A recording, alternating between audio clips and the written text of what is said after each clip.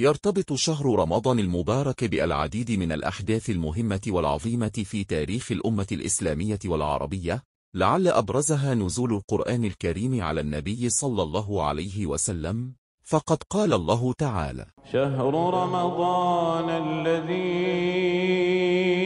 أنزل فيه القرآن هدى للناس وبينات من الهدى والفرقان. بدأ نزول القرآن والوحي وبداية النبوة في ليلة القدر، فقد قال الله تعالى: إنا أنزلناه في ليلة القدر. وكان عمر النبي صلى الله عليه وسلم وقتها 40 عاما. كان النبي صلى الله عليه وسلم يبتعد عن أهل مكة لأنهم يعبدون الأصنام، ويذهب إلى غار حراء في جبل قريب، وكان يأخذ معه طعامه وشرابه ويبقى في الغار أياما طويلة يتفكر في من خلق هذا الكون. وفي يوم من أيام شهر رمضان، وبينما كان رسول الله يتفكر في خلق السماوات والأرض، أنزل الله تعالى عليه جبريل وقال للرسول: اقرأ. فقال الرسول صلى الله عليه وسلم: ما أنا بقارئ. وكررها عليه جبريل 3 مرات، وكان الرسول صلى الله عليه وسلم يقول في كل مرة: ما أنا بقارئ.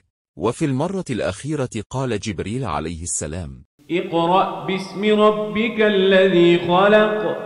وكانت هذه الآيات الكريمة أول ما نزل من القرآن الكريم، فحفظ النبي ما قاله جبريل عليه السلام، وعاد إلى زوجته السيدة خديجة خائفا مذعورا ويرتجف، فقال لها: زمليني زمليني، يعني غطيني. بعد ذلك انقطع الوحي عن النبي ولم يأتي إليه جبريل لفترة، وقد ترك ذلك الانقطاع في النبي صلى الله عليه وسلم شدة وكآبة وحزنا، ولكن هذا الانقطاع كانت له عدة أهداف، منها أن يزول الخوف والرعب عن النبي صلى الله عليه وسلم، وأن يتهيأ لنزول الوحي عليه مرة ثانية، وأن يحدث عنده الترقب والشوق والانتظار.